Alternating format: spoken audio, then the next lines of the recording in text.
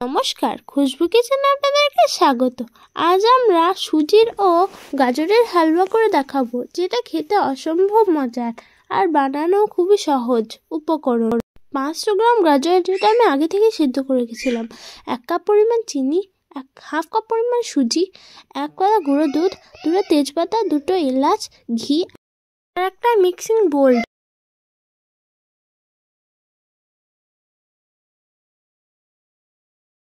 এটাকে আমরা মিক্সিতে গ্রাইন্ড করেছি।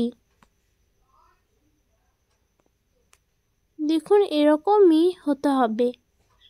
গ্যাস ওভেনে একটা কড়াই চাপিয়ে দিয়েছি। তারপর আমরা নেব 2 টেবিল স্পুন ঘি।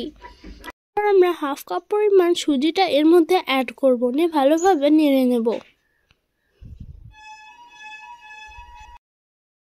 এরপর আমরা একটা পাত্রে এটাকে ভালোভাবে ঢেলে দেব।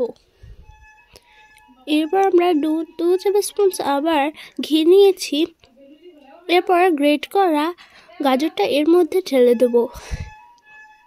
এরপরে ভালোভাবে নাড়াচাড়া করতে হবে। এরপর আমি নিয়েছি তেজপাতা আর এলাচটা আমি ফাটিয়ে নিয়েছি। এরপর সুজিটা এর মধ্যে আমরা অ্যাড করে দেব। এটাকে ভালোভাবে নাড়াচাড়া করব। এরপর আমরা 1 কাপ পরিমাণ চিনিটাকে এর মধ্যে অ্যাড করব। এটা ভালোভাবে নাড়ব।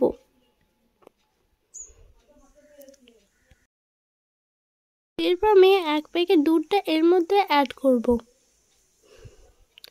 এটাকে আবার নেড়ে নেব।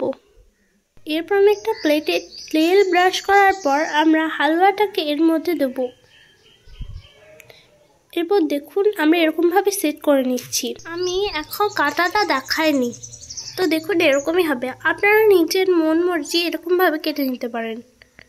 আজকের মতো এখানেই বিদায় নিচ্ছি। ভালো থাকবেন, সুস্থ থাকবেন, আর পরের ভিডিওটার জন্য অপেক্ষা করবেন। আর লাইক, কমেন্ট আর সাবস্ক্রাইব করতে ভুলবেন না।